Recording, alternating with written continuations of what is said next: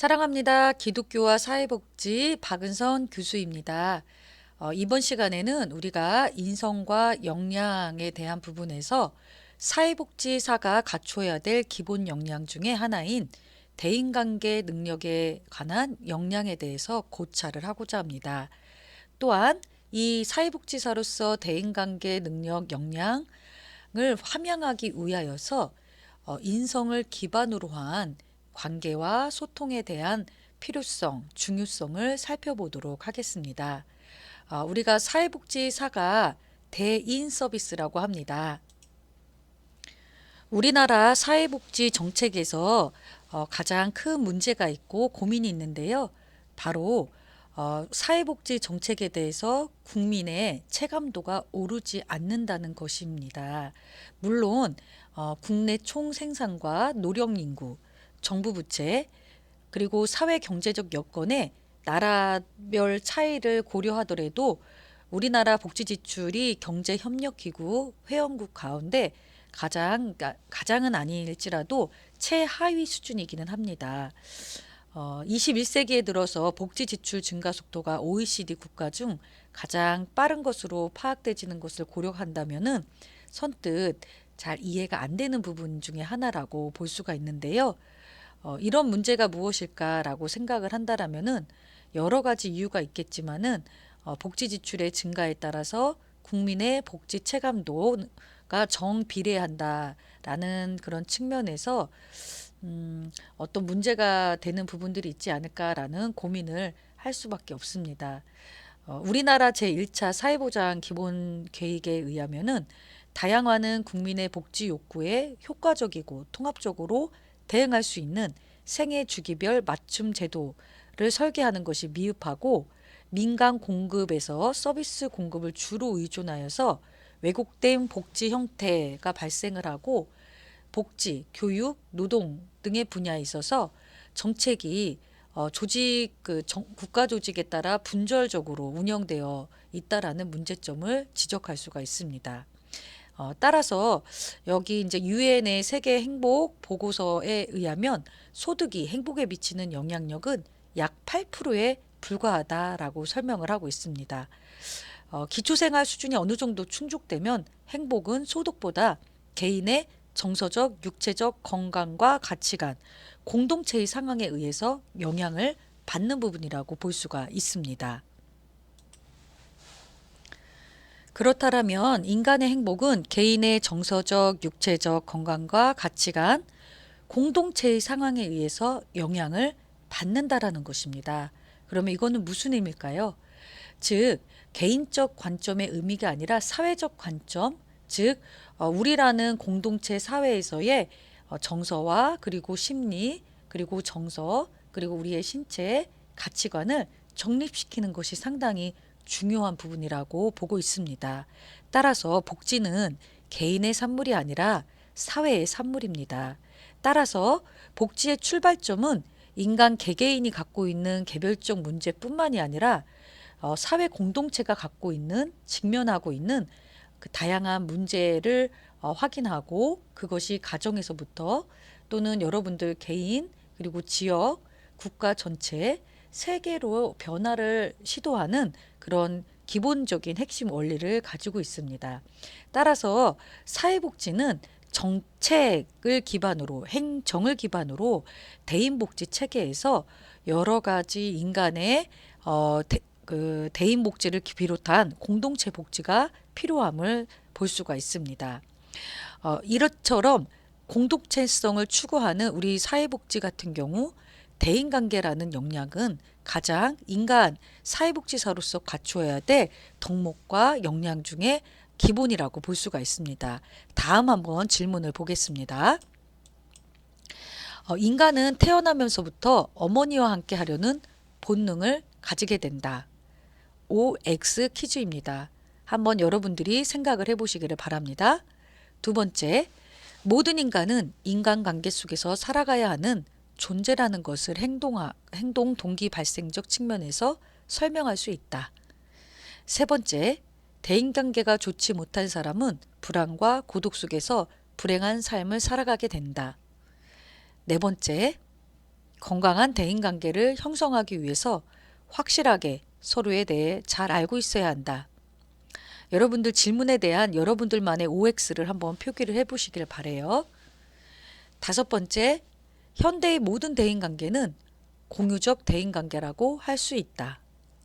6번째, 대인관계를 통해 인간과 개성을 형성해 나가는 환경을 제공받을 수 있다.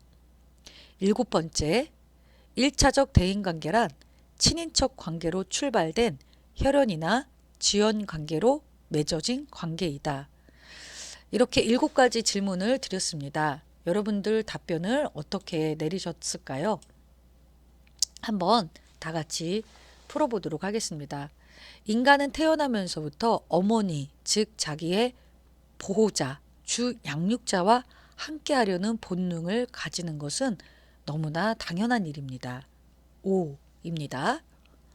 2번째, 모든 인간은 인간관계 속에서 살아가야 되는 존재라는 것을 행동 동기 발생적 측면에서 설명할 수 있다. 정답은 O입니다. 모든 인간은 자기의 행동 하나하나를 잘 살펴보면은 누군가와 함께하고 누군가와 좋은 관계를 형성하고자 하는 기본적인 욕구, 동기가 기초되고 있음을 확인할 수가 있습니다. 3번째, 대인관계가 좋지 못한 사람은 불안과 고독 속에서 불행한 삶을 살아간다. 어떻게 생각하십니까? 네, O입니다. 아무리 많은 재물과 건강이 있고 좋은 환경 속에서 살아간다 할지라도 가족과의 갈등, 그리고 동료들 간의 불일치, 이 사회에서 적응하지 못하는, 즉 대인관계가 형성되지 않은 사람은 그 모든 부와 재물과 건강이 궁극적인 행복을 도달할 수 없다라는 것이죠. 4번째, 건강한 대인관계를 형성하기 위하여서 확실하게 서로에 대해서 잘 알고 있어야 된다. 바로 O입니다. 우리가 관계의 기본은 상대방에 대한 이해입니다. 이해를 하기 위해서는 그 이전 상대방에 대한 인식이 있어야 됩니다.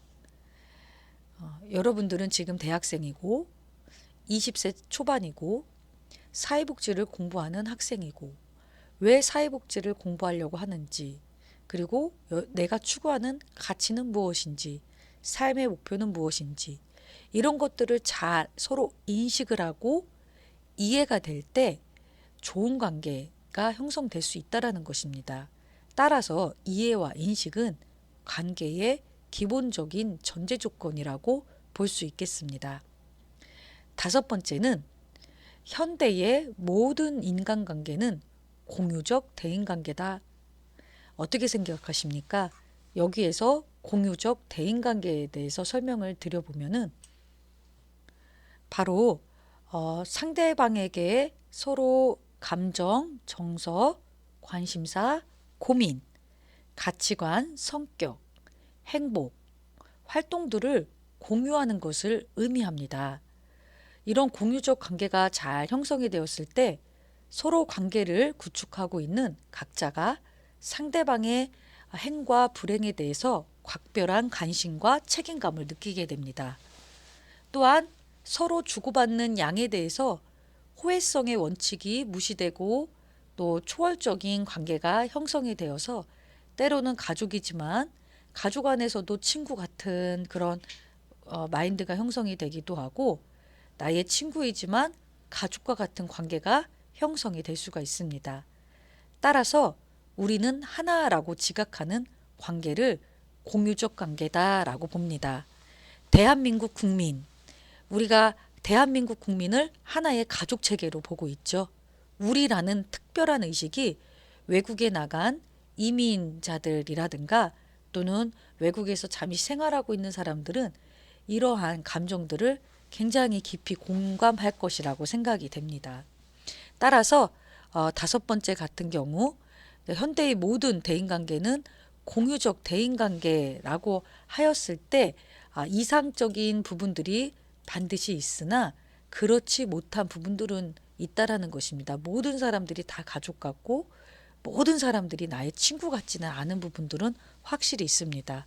또한 4차 산업혁명 시대에 접어들면서 인간과 사물에 대한 공유가 일어나고 인공지능 로봇 AI가 출현이 되면서 이 부분에 있어서는 많은 관계가 태세되는 부분으로 설명할 수가 있습니다. X라고 보죠. 여섯 번째, 대인관계를 통해 인격과 개성을 형성해 나가는데 환경을 제공받을 수 있다라고 보는 분들 맞습니다. 우리가 내가 어느 환경에 있느냐에 따라서 나의 인격이, 나의 강점, 개성이 달라지는 것을 볼 수가 있습니다. 모든 사람들이 100% 그런 건 아니지만 예를 들어서 음악을 하는 부모님과 함께 생활하는 아이는 음악을 통해서 자기의 인격을 형성해 나갈 수가 있습니다. 또는 책을 많이 보는 부모님들 그리고 같이 보는 아이들 같은 경우에는 그 책을 통해서 문학을 통해서도 자기의 인격이 강점이 형성되는 것을 볼 수 있죠. 물론 타고난 기질적인 본능적인 것도 있지만 인간은 환경 속에 둘러싼 존재로서 환경과 상호작용하며 그들의 인격과 개성을 함양할 수 있는 부분들이 있습니다. 일곱 번째, 1차적 대인관계라는 것은 친인척 관계로 출발된 혈연이나 지연관계로 맺어진 관계를 말한다. 정답은 O입니다. 우리가 가족, 혈연 이런 모든 이제 지연 관계를 우리가 1차적 대인관계다라고 볼 수가 있습니다. 네, 이런 상식적인 문제를 풀었는데요. 다음 그림을 보시면서 여러분들의 느낌, 마음을 간단하게 한번 정리해 보셨으면 좋겠습니다. 어떻습니까? 짧게 한번 생각해 봅시다. 두 가지의 그림을 보고 계시는데요. 어떻습니까? 혼자 고뇌하는 모습, 혼자 약간 좌절스러운 모습을 보이게 되죠. 두 가지 공통점은 혼자 있다라는 것입니다. 이 혼자 있는 모습이 비단 즐겁고 행복한 모습은 아닐 것이라고 아마 생각이 들 것입니다. 이처럼 인간은 타고나면서부터 사회성이라는 것을 지니고 있어서 2인 이상, 즉 둘 이상 함께 모여 사는 것이 인간의 기본적인 욕구라고 봅니다. 우리가 인간에 있어서 행복함을 느낀다라는 것은 마음을 서로 나눌 수 있고 생각하고 소통하고 대화를 통해서 상대방과 내가 하나됨을 이렇게 확인할 때 인간의 또한 행복과 인간의 존재감이 높일 수 있다라는 것입니다. 따라서 우리가 대인관계의 기본적인 의미를 살펴보시면 크게 네 가지로 볼 수가 있습니다. 인간은 관계 그 자체입니다. 관계가 형성되지 않은 인간은 인간으로서의 존재와 가치, 그 의미를 확보할 수가 없다라는 것입니다. 네, 두 번째, 대인관계의 의미는 사람은 이러한 인간관계 때문에 비로소 인간이 사람이 될 수 있습니다. 즉, 내가 인간으로서 자아실현을 하고 인간다운 삶을 살 수 있다라는 것은 누군가로부터의 사랑, 또한 존경, 그 안에 소속됨, 그 안에 자부심을 가지고 있기 때문에 내가 비로소 내가 사람답게 살고 있구나라는 그런 뿌듯함, 만족감을 얻을 수 있다라는 것입니다. 그렇지만 이 만족감과 자부심, 존중감 같은 경우에는 누군가로부터 여겨지는 것이지 나 혼자 스스로 착각하면서 이루어지는 것이 아니라는 것입니다. 즉 여러 사람과의 관계 속에 대인관계 속에서 비로소 그들과 그 상호작용하면서 그 안에서의 자부심, 사람과의 관계 속에서의 만족감을 얻는 것에 의미를 둔다라는 것입니다. 세 번째, 인간의 만남은 관계로 이어집니다. 모든 사람들이 행복을 추구하면서 살아가는 존재인데 만약에 행복을 스스로 싫어한다면 분명히 자기 자신을 속이는 사람일 것입니다. 그런데 성공한 사람들을 보면은 자신이 살아가는 설계도가 있습니다. 크게 성공한 사람은 설계도가 크고 작은 사람은 이제 작은 설계도를 마련하게 되죠. 건축할 때도 우리가 또한 어떤 물건을 만들 때도 나름대로 설계도가 있게 마련입니다. 설계도가 없으면 성공적인 결과를 완성할 수가 없고 설사 무언가를 완성하였을지라도 그 완성품이 아주 든든한 기초석을 마련하기는 어려울 것이라는 것입니다. 이처럼 인간과의 만남도 설계가 필요합니다. 부모와 자녀 간의 관계의 설계, 또는 형제 자매와의 관계의 설계, 친구 간의 관계, 사제 간의 관계, 연인 간의 관계, 그 밖에 동료 간의 관계로 이어집니다. 아주 쉽게 여러분들이 가족에서 부모님에게 대하는 모습을 학교의 선생님, 대학의 교수님께 그대로 그 모습 보이지는 않을 것입니다. 그 만남이라는 것은 내가 어떤 관계를 형성하느냐에 따라서 그 만남의 시작과 결실, 그리고 그렇게 이어지는 과정, 행동, 태도, 소통의 채널들이 다양하게 이루어집니다. 하물며 여러분들이 친구를 만나셔도 A라는 친구를 만날 때와 B라는 친구를 만날 때 똑같은 친구이지만 A, B 친구를 만날 때 다른 행동과 다른 모습이 나올 수가 있습니다. 이거는 바로 관계의 질, 관계의 형태가 이 사람과 저 사람이 다르기 때문에 나타나는 인간의 행동 태도라고 볼 수가 있습니다. 네 번째는 대인관계는 인간이라는 실존의 필연이 된다라는 것입니다. 마샬 맥루한이라는 학자는 미디어의 이해, 이제 부제로는 인간의 확대라는 책이 있는데요. 그 책에서 주장한 것이 바로 현대 인간상을 설명한 것입니다. 과연 인간의 실존이 그렇게도 크고 부정의 힘을 가진 존재들인지, 과연 인간인 우주를 마음대로 조정하고 창조자를 초월하도록 확대되었는지, 인간이 그렇게 전지전능한 존재인지 하면서 여러 가지 이제 인생에 대해서 다양한 시각으로 마치 다양한 물방울의 모양처럼 확인하고 또는 검토하는 일들을 하고 있습니다. 그런데 이런 관계 속에서 인간만의 또한 특별함, 우월성이 무엇이냐라고 하였을 때 관계를 형성할 수 있는 부분이 인간만이 또 하나의 우월성이고 특별성이라고 볼 수 있습니다.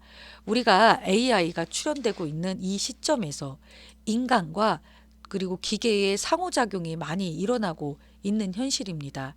그렇지만은 그 인간과 AI가 공존하는 시대에 진정한 대인관계가 이루어질 수 있는 것인지, 인공지능에게 감각하고 지각할 수 있는, 또 상대방의 마음을 공감하고 충분히 이해할 수 있는 그러한 그 감정과 또는 능력이 있는지에 대한 부분들의 문제 제기를 많이 진행을 하고 있습니다. 따라서 대인관계라는 것은 인간만이 갖고 있는, 즉 실존에 있어서의 필연적인 요소다라고 볼 수가 있습니다. 그렇다면 사회복지사와의 대인관계를 한번 살펴보도록 하겠습니다. 사회복지사는 사람, 클라이언트와 워커, 사회복지사의 만남입니다. 아주 기본적인 1차 관계가 사회복지 안에서는 워커와 클라이언트로 구성이 되고 있습니다. 사회복지사가 대하는 대상은 사람이고, 그 사람의 문제를 해결하고 그 삶의 질을 높이기 위해서는 전문적 관계로 이어지는 것을 볼 수가 있습니다.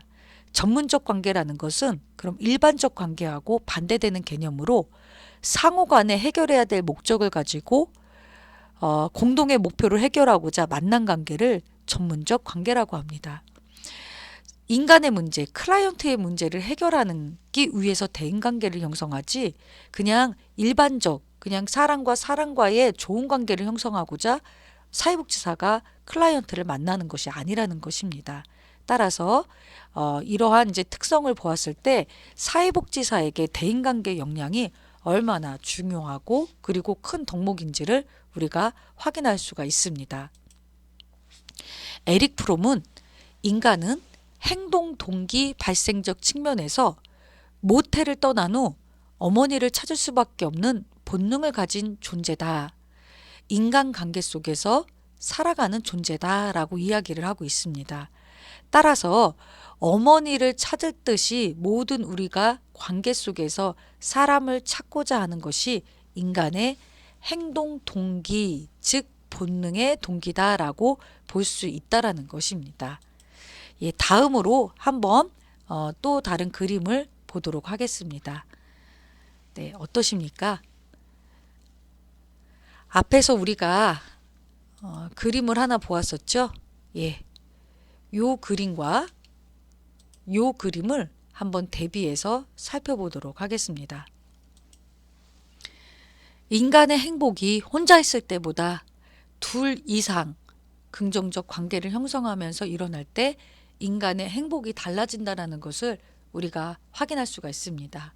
또한 인간과 인간이 서로 손을 잡으면 어떤 것도 해낼 수 있는 어떤 승리감, 그리고 해낼 수 있는 자신감, 하고자 하는 의지의 결연이 높아지는 것을 볼 수가 있습니다. 따라서 사회복지사가 사회복지 전문직을 일을 할 때에도 혼자서 이루어질 수 있는 것은 없습니다. 아주 쉽게는 의사와 사회복지사가 연합하여서 환자들의 문제, 환자들의 복지를 해결할 수가 있고, 사회복지사와 기업인이 함께함으로 인하여서 근로자의 복지를 또한 그 삶의 만족도를 높일 수가 있다라는 것입니다. 이처럼 사회복지사가 단독으로 홀로 어떤 문제 해결을 하는 것이 아니라 사회복지사와 사회복지, 사회복지와 다른 전문가, 사회복지직과 다른 전문직이 서로 연합이 되고 결합이 되어서 일을 할 때 더 많은 시너지와 더 많은 에너지를 창출할 수 있는 그런 강점들이 존재를 합니다. 다음 보시는 부분은요, 대학생 자발적 아웃사이더라는 주제를 가지고 업다운 뉴스에서 보도했던 그런 내용입니다. 자발적 아웃사이더, 일명 자발적 아싸라고 불리는 단어들을 들어보셨을 것입니다. 이것은 다른 이들과 잘 어울리지 않는 행동을 본인 스스로 결정한 사람들을 뜻합니다.